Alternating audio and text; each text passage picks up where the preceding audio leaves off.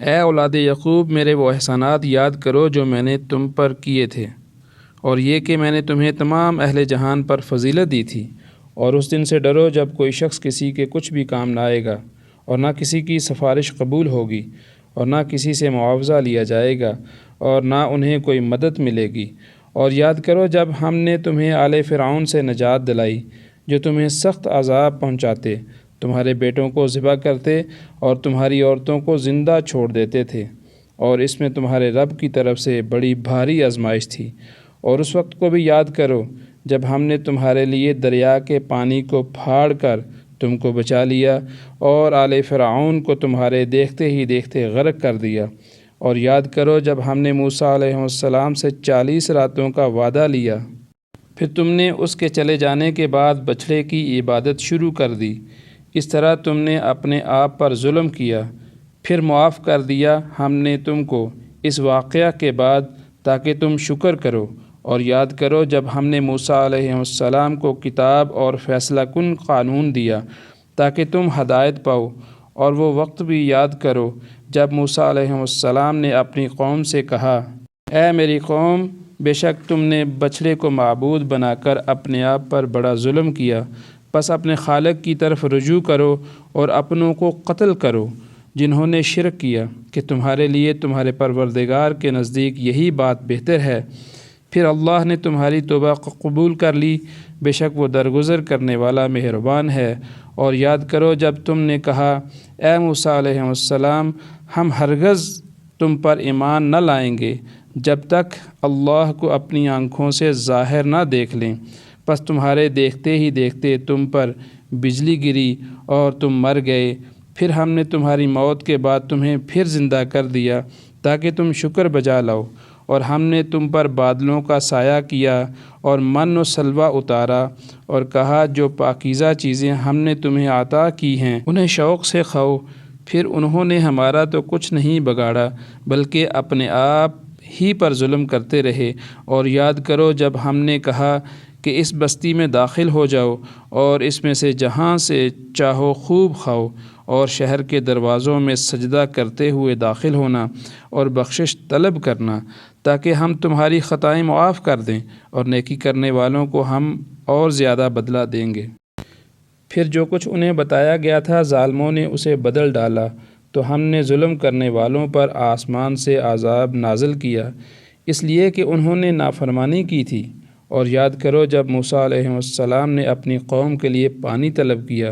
تو ہم نے حکم دیا کہ اپنی لاٹھی سے چٹان کو مارو، تو اس سے 12 چشمے پھوٹ پڑے، اور ہر گروہ کو اپنا اپنا گھاٹ معلوم تھا۔ اور ہم نے حکم دیا کہ اللہ کے دیے ہوئے رزق سے کھاؤ پیو اور زمین میں فساد نہ مچاؤ۔ اور یاد کرو جب تم نے کہا، اے موسیٰ علیہ السلام، ہم ہرگز ایک قسم کے کھانے پر صبر نہیں کر سکتے،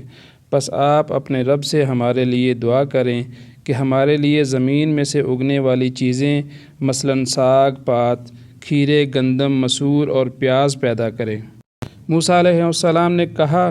کیا تم ایک بہتر چیز کے بدلے ادنا چیز لینا چاہتے ہو؟ پس جاؤ، کسی شہر میں داخل ہو جاؤ، جو کچھ تم نے مانگا ہے تمہیں مل جائے گا۔ اور ان پر ذلت اور محتاجی مسلط کر دی گئی، اور وہ غضب الہی مستحق ہوئے، اس لیے کہ وہ اللہ کے احکام سے انکار کرتے اور نبیوں کو ناحق قتل کیا کرتے تھے، اور یہ اس لیے کہ وہ گناہ کرتے اور حد سے بڑھ جایا کرتے تھے۔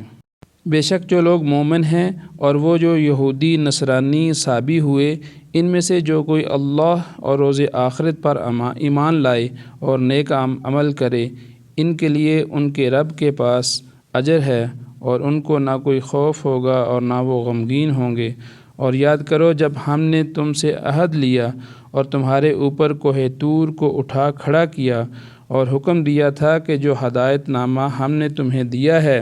اسے مضبوطی سے تھام لو، اور جو ہدایت اس میں ہے اسے یاد رکھو تاکہ تم متقی بن جاؤ۔ پھر تم نے اس کے بعد منہ موڑ لیا، پس اگر اللہ کا فضل اور اس کی رحمت تمہارے شامل حال نہ ہوتی تو تم ضرور نقصان اٹھاتے، اور یقیناً تم کو ان لوگوں کا حال بھی معلوم ہو چکا ہے جنہوں نے تم میں سے ہفتہ کے دن سے متعلق احکام الہی سے تجاوز کیا تو ہم نے ان سے کہہ دیا کہ جاؤ اب ذلیل و خوار بندر بن جاؤ۔ بس ہم نے اس واقعہ کو اس زمانے کے لیے اور بعد میں آنے والوں کے لیے ذریعہ عبرت اور عذاب الہی سے ڈرنے والوں کے لیے نصیحت بنا دیا۔ اور یاد کرو جب موسیٰ علیہ السلام نے اپنی قوم سے کہا کہ اللہ تم کو حکم دیتا ہے کہ ایک گائے ذبح کرو، وہ کہنے لگے کہ کیا آپ ہم سے مذاق کر رہے ہیں؟ موسیٰ علیہ السلام نے کہا خدا مجھے اس بات سے پناہ میں رکھے کہ جاہلوں میں میرا شمار ہو۔ انہوں نے کہا اگر ایسا ہی ہے تو اپنے رب سے کہو کہ ہمیں واضح کر کے بتائے کہ وہ گائے کیسی ہو۔ موسیٰ علیہ السلام نے کہا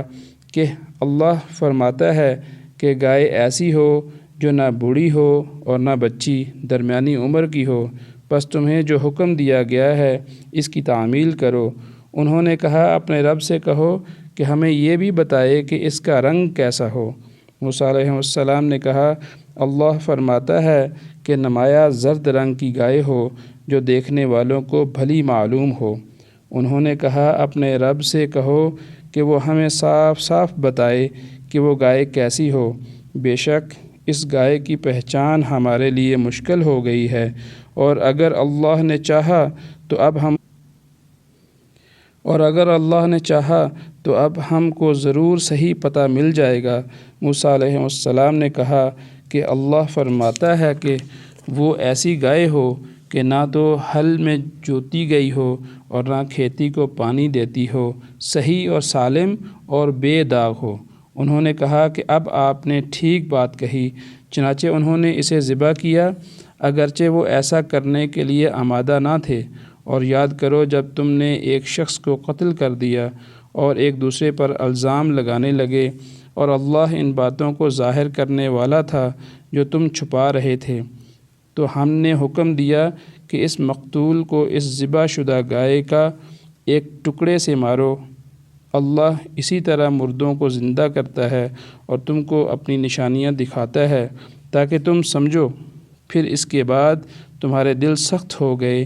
گویا کہ وہ پتھر کے ہیں یا اس سے بھی بڑھ کر سخت ہیں، اور بے شک پتھروں میں بعض ایسے پتھر بھی ہیں جن سے پانی کی نہریں پھوٹ پڑتی ہیں، اور ان میں یقیناً ایسے پتھر بھی ہیں جو پھٹ جاتے ہیں اور ان میں سے پانی رستا ہے، اور بعض ایسے بھی ہیں جو خدا کے خوف سے لڑھک پڑتے ہیں۔ اور یاد رکھو اللہ تمہارے اعمال سے غافل نہیں۔ اے مسلمانوں، کیا اب بھی تمہیں توقع ہے کہ یہ اہل کتاب تمہاری بات تسلیم کر لیں گے،